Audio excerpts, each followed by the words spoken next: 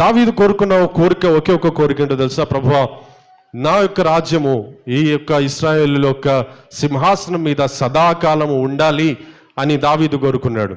అలా దావీదు ప్రార్థించినప్పుడు దేవుడు అన్నాడు, సరే నీ యొక్క వంశావళిని సదాకాలము ఇశ్రాయేలుల మీద, యూదా మీద రాజ్యం వెళ్ళడానికి నేను ఉంచుతాను అని దేవుడు వాగ్దానం చేశాడు.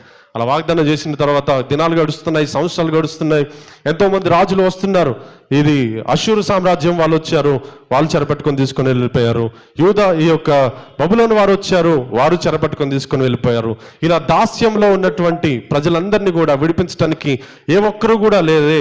ఇశ్రాయేలు ప్రజలు, యూదా ప్రజలందరూ కూడా అనుకుంటున్నారు, దేవుడు చేసిన వాగ్దానాన్ని మర్చిపోయాడా, మమ్మల్ని అనాథలుగా విడిచిపెట్టేశాడా అని ఇశ్రాయేలు ప్రజలు బాధపడుతుంటే, ఒకవైపు శత్రువులేమో దేవుడు వీరికి బాగా చేశాడు, వీళ్ళని విడిచిపెట్టేశాడు అని శత్రువులు అనుకుంటున్నారు. అలాంటి సమయంలో దేవాది దేవుడైన యేసుక్రీస్తు ప్రభువారు దావీదుకి ఇచ్చినటువంటి మాట, ఏ దావీదుకి అయితే మాట ఇచ్చాడో ఆ దావీదు వంశావధిలో యేసుక్రీస్తు ప్రభువారు తానే మానవుడిగా ఈ లోకంలోకి దిగి వచ్చాడు. హల్లెలూయా, హల్లెలూయా.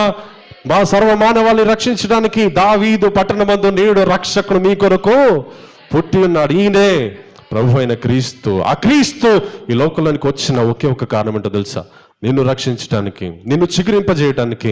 యెషయా మొద్దు చిగురు లేకుండా అది మొద్దుబారిపోయి భూమిలో అనగారిపోతున్న పరిస్థితుల్లో చిగురించడానికి యేసుక్రీస్తు ప్రభువారు ఒక చిగురుగా ఈ లోకంలోనికి దిగి వస్తూ వచ్చాడు. ఈరోజు నువ్వు ఫలింపలేని జీవితంలో నువ్వు ఉన్నావేమో, ఏమాత్రం కూడా చిగురించలేని జీవితంలో నువ్వు ఉన్నావేమో. నీ యొక్క ప్రతి ఒక్క జీవితాన్ని, నీ యొక్క జీవితాన్ని చిగురించడానికే యేసుక్రీస్తు ప్రభువారు ఈ లోకంలోనికి ఆయన దిగి వస్తూ వచ్చాడు. ఆయన వచ్చిన కారణమే నువ్వు బంధకాల్లో ఉన్న నిన్ను విడిపించడానికి, పాప భారంతో ఉన్న నిన్ను విడిపించడానికి. అంతేకాదు ఏ మాత్రం కూడా ఫలభరితం లేని నీ జీవితాన్ని ఫలింపజేసి నిన్ను చిగురించడానికి యేసుక్రీస్తు ప్రభువారు ఈ లోకం